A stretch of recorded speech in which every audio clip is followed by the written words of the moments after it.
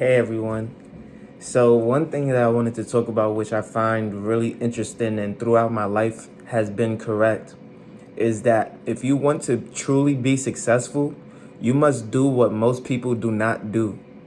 I know you find that hard to believe, but in order to be truly successful, you must do what very few are willing and able to do, right? And that starts with not spending as much as most people and not doing the same things as most people.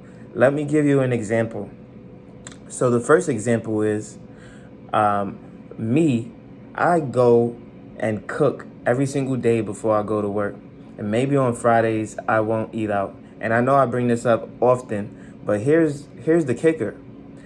Almost every single person in my class, or in my job, I should say, orders food for breakfast, lunch, and then they maybe eat dinner at home. Another thing is when I go to the gym, we have a gym at work. There's only 2 or 3 people that I ever see in the gym, and there's hundreds of people at my job. But I always see the same people being consistent or wanting to change their life for the better, for themselves. Whether or not you need it or not, you know a healthy life allows you to produce more and be better. You see, I'm tired. I just came from the gym. I am now making food for dinner, but I know that consistency is key and that I can't allow to miss a day, especially when I have to hold myself accountable to the fact that I've told you that I'm going to post every single day at 8 a.m. daily. So here's the thing. Let's say you wanted to be a doctor, because I wanted to be a doctor at one point. But I said, you know what? I am not going to get into $200,000 worth of debt in order to make 120 to 160,000 at the time a year. Now that has increased, at least in Ohio, to about 180,000 a year. Okay? So, in understanding that, I need to also understand that how am I going to achieve an income of at least 160 to 120 a year? Because if I forego one route, that does not necessarily mean that I can't achieve the same income. So I know people who are making this type of money, whether it be in law, real estate, car sales. I think I've already said real estate, but I'm talking more specifically agents or investors.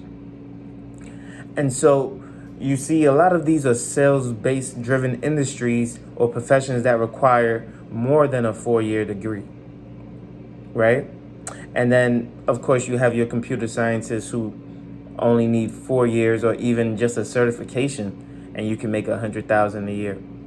But those tech jobs are now laying off those who are bottom feeders and not as productive. And so you also have to take that into account. Is your industry stable enough for you to continue to grow and succeed and demand higher pay over time? And so in being different than everybody else, it starts by watching videos that nobody else watches, like these. It starts by applying yourself, reading books that nobody else reads. You see, I go to work, I read. On top of hanging out with my friends, on top of doing all the things and being social, I read a book every single day. And then you hear how people talk about, rich people talk about how they read a book a day. And you're like, well, that can't possibly change your life. But you've heard your whole life, knowledge is power, and yet you refuse to take on that knowledge.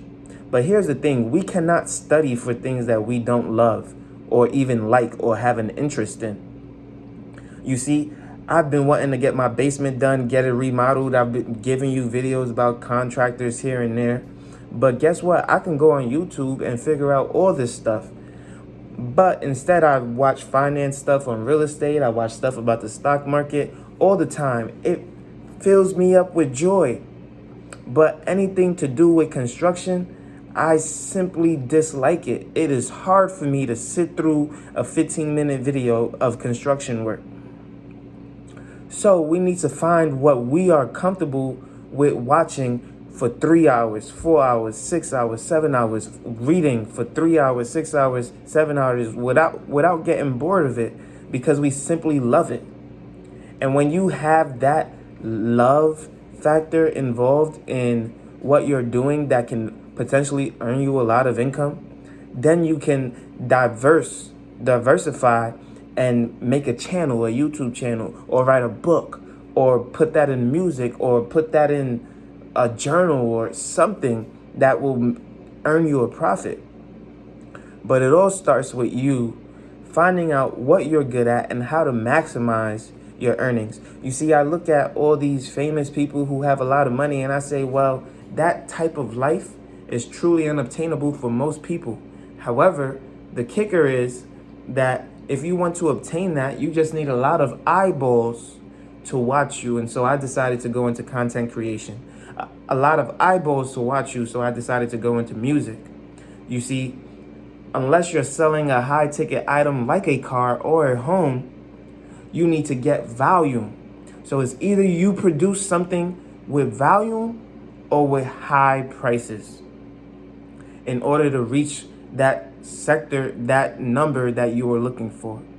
And in order to do that, you must figure out what your niche is, where you want to go, whether that's expensive here, expensive this, expensive that, and then funnel it and be tunnel vision and steadfast on your goals. If you have not figured out yet how to maximize your income, you must first look at those that you might have even hated or disliked.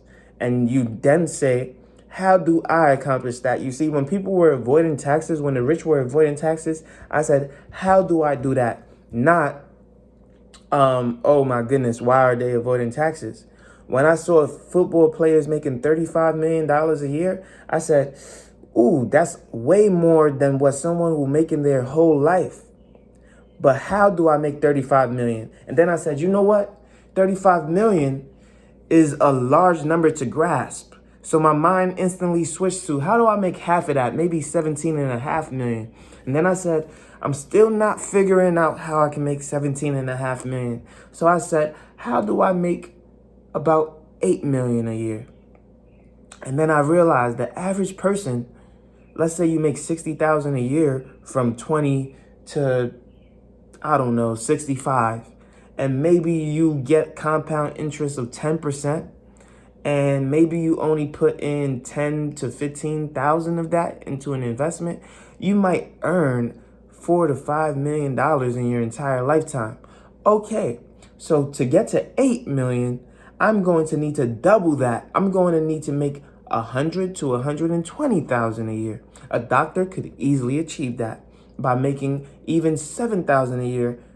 7 million in their lifetime by just having that $180,000 income that we talked about yearly. So how do I now make more money than a doctor? Well, you can be a specialist. You can certify in a certain field. You can take over a niche. You can do so many things. So now we're approaching that range in which we're making 10 million plus a year.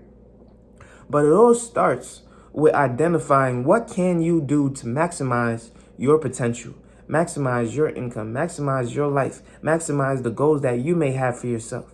And then from there, we can then expand our brain further and reach farther to understand, okay, I now understand how I can make 10 million a year. How do I double that again? You see, once you have that money, once it's already working for you, it's so much easier to double it and multiply it and continue to build off of that. How do I get sponsorships? How do I get people just giving me money? A lot of these real estate investors are now having syndications. They're now opening it up to everybody in order to buy deals and buy properties. They're now using other people's money to maximize what they're able to do. And when you're doing that, there is truly no limit to what you can accomplish. And so how is truly the question. Not why is someone able to do this? It's how can I do that?